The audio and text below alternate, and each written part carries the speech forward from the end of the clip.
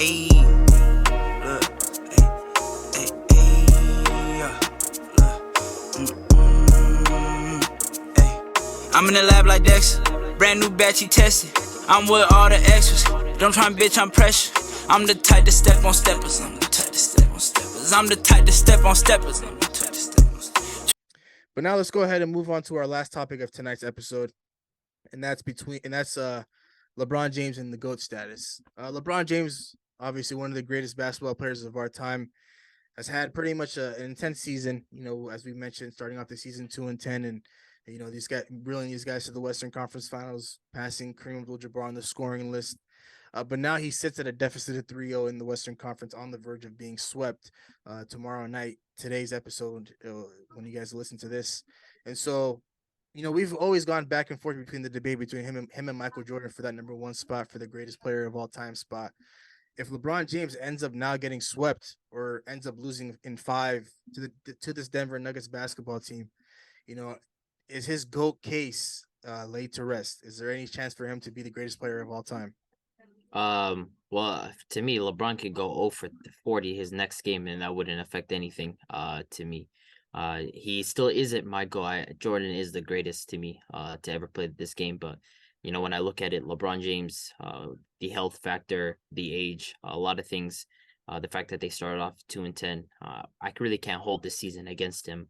He isn't at the peak of his powers. If this was LeBron James for 4 or 5 years ago, I'd be like, yeah, getting swept in the Western Conference Finals has to be held against LeBron James. But the sky is cemented at number 2. The only place that he really can realistically move up is upwards. So at this point, there's nothing that he could do that jeopardizes him moving down. There's nothing that could happen that really moves the needle enough to put LeBron James back down. But in terms of moving up, of course, this is something that will be brought up, is LeBron James losing to Nikola Jokic and getting swept. But at the end of the day, he's 38 years old, playing on a foot injury. That's with a team that started off at 2-10.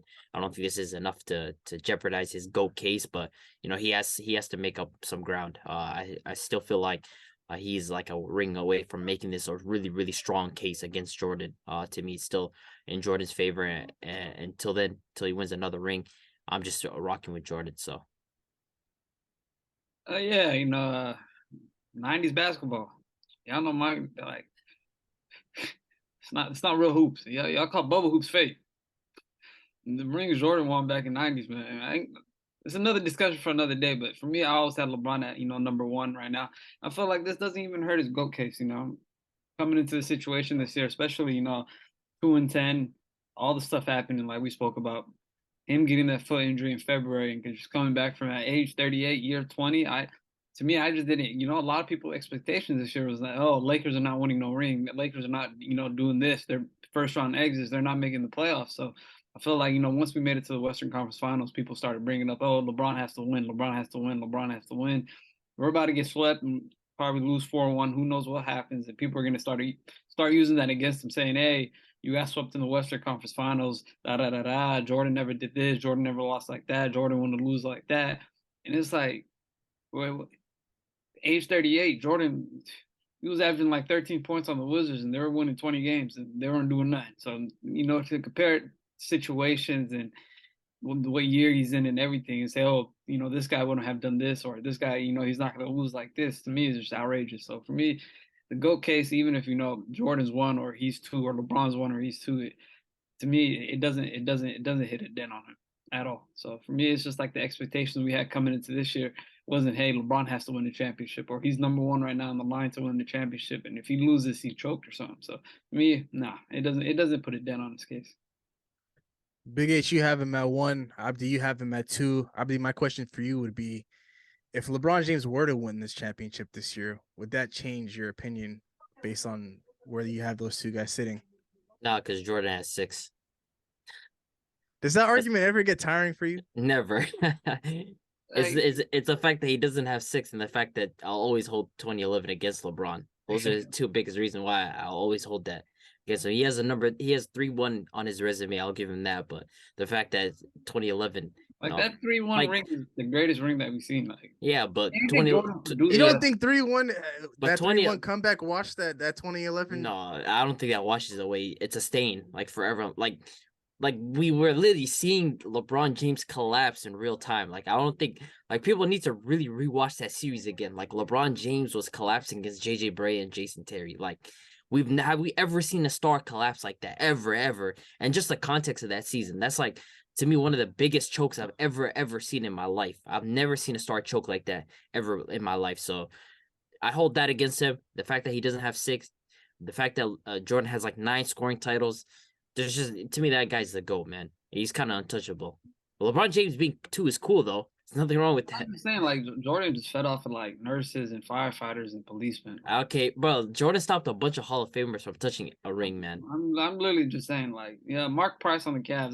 Like Jordan right now would be the best player in the league, so it doesn't even make a difference to me. No way. DeMar DeRozan. For me, DeMar DeRozan would be the level. If he's DeMar, come on, bro. This guy's calling. But you got guys like DeMar DeRozan eating this league. You think Jordan would eat? Come on, man. I'm just saying, like Jordan coming into this league, the 3-point line, it'd be another DeRozan, just be a fantastic mid-range guy.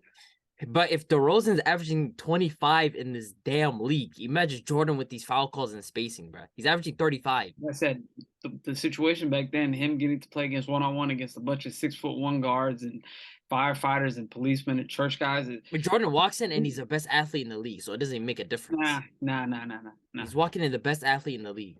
Like I said, for me, it'd be DeMar DeRozan. You know, the game would be a little bit better, but if DeMar DeRozan is a 25-point scorer, what do you think MJ would do in this league? I promise you, DeRozan will go back in time to average 30 in the 90s. Nah, bro.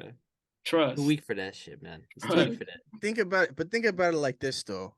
You got for example, let's just hypothetically say LeBron James and the Lakers win a championship this year.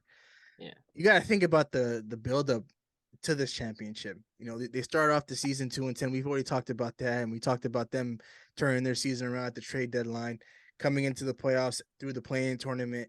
They make it as a 7th seed. They knock off the number 2 seed Memphis Grizzlies. They end the Warriors dynasty in the second round. They knock off the 1 seed in the Western Conference, and now he wins a championship against either Miami or Boston. That's still not enough for you to go out there and say that he's the best player to ever play this game? Like, after everything that he's gone through? Because he doesn't have 6 rings. Like, Jordan was wiping people in the finals, right? Like, Jordan literally was untouchable. Like, okay, let's bring up the 91 Portland finals. Like, Clyde Drexler knew. Like, Jordan, if you look at his final averages, his playoff averages, his regular season averages, everything that Jordan does, like, this guy's untouchable. Like, you look at how many times have you seen a stat, so-and-so did this today, and then you look at it, oh, the other guy that did is, of course, who else? Michael Jordan. Jamal Murray the other day, he had a stat, Michael Jordan did it. Jimmy Butler had a stat, a 25-5 in 5 games, Jordan did it as well. Like, all these different stats that you see, Jordan did it first. Like, this guy's the greatest I've ever seen. Like, I watched the tape, man. You guys got to sit down and watch the tape. This is the best we've ever seen. Yeah, I mean, you're like 1920 back when Michael Jordan was playing. So, I completely understand why you're rocking so heavy with Jordan. But, man, I think, overall, depending on how this season ends for the Lakers, as we all know, whether it's in 4 or 5, this is pretty much the nail in the coffin, unfortunately. I just think there's no way LeBron James in year, 20, age 38, can overcome this. I think, it would have been a nice storyline for him. It would have been a nice storyline for him and the Lakers to win a championship this year after everything that they've gone through. But with these guys going on, the fashion that they're about to go out in, I think this is something that LeBron James can't necessarily recover. After 2011 and in that whole situation, how he folded in that situation, and then he came back, won 2 rings, and then ended up losing to the Spurs the year after that. And then coming back to Cleveland and pretty much accomplishing something that's never been done, coming back down from 3-1.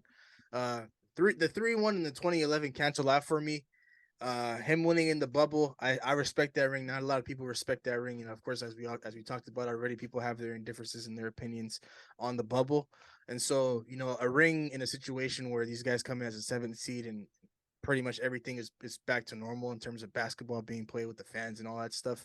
I think this pretty much would have sealed his case to be the greatest player of all time. But, man, with him going out in this fashion, there's gonna be a day where we watch basketball on opening night, and this guy LeBron James will not be playing in any of the opening night games. And so we just gotta appreciate for what we got right in front of us. But I think how the series is about to end up for LeBron James. You know, his GOAT status and his opportunity to overtake that #1 spot from Michael Jordan is pretty much signed, sealed, and delivered. And I think Michael Jordan is going to end up walking away with that GOAT spot, and he will no longer feel threatened from LeBron James anymore, because as we all know, he ended up dropping that One Dance documentary simply because of, you know, LeBron James making history and coming back down 3-1 against the Golden State Warriors in 2016. Record a new hit, then we making us a film. Wouldn't sign a deal if I got a couple mil. Been in the lab, now they throwing out deals. Me and now Lakes, now that's overkill.